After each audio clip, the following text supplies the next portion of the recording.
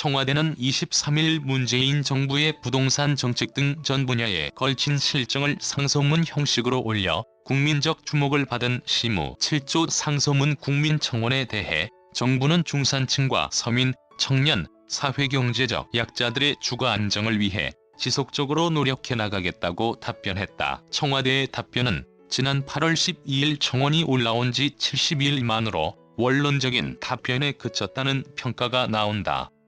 답변자로 나선 강정수 청와대 디지털 소통센터장은 문재인 정부는 국가 정책의 설계와 집행 등 전 과정에 걸쳐 각 분야의 전문가 의견뿐 아니라 국민의 다양한 의견을 듣고 이를 반영하고자 노력하고 있다며 이번 청원을 통해 전해주신 의견도 잘 듣고 다시 한번 살피는 계기로 삼겠다. 고견에 감사드린다고 말했다.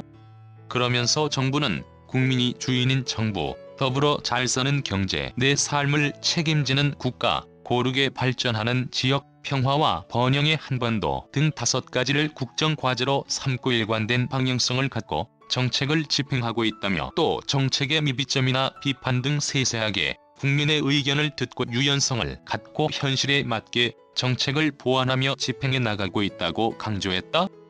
이어 부동산 정책과 관련해서는 부동산 투기는 철저히 근절하고 실수요자는 두텁게 보호한다는 목표를 가지고 있다며 정부는 투기 목적으로 단기 거래를 하거나 주택을 여러 채 보유하면서 이익을 얻지 못하도록 세제를 개편하는 한편 실수요자를 위한 주택 공급 방안 등을 마련해 시행하고 있다. 정부는 중산층과 서민, 청년, 사회경제적 약자들의 주거 안정을 위해 지속적으로 노력해 나가겠다고 밝혔다.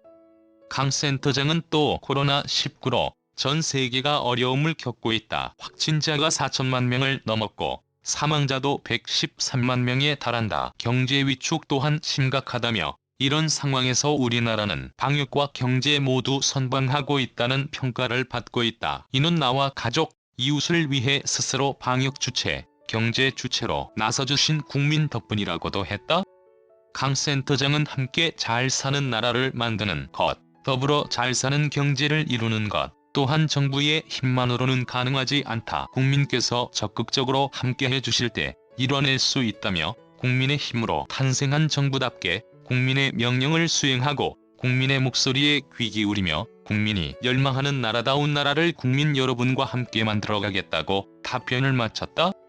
앞서 자신을 진인 조은산으로 소개한 청원인은 지난 8월 12일 시무 7조 상소문을 청와대 국민청원 게시판에 올리면서 어느 대신은 집값이 11억이 오른 것도 허다하거늘 현 시세 11%가 올랐다는 미친 소리를 짓거리고 있으며 어느 대신은 수도 한양이 천박하니 세종으로 천도를 해야 한다는 해괴한 말로 백성들의 기세에 찬물을 끼얹고라며 김현미 국토부 장관과 이해찬 전 더불어민주당 대표 등 여권을 강하게 비판해 주목받았다.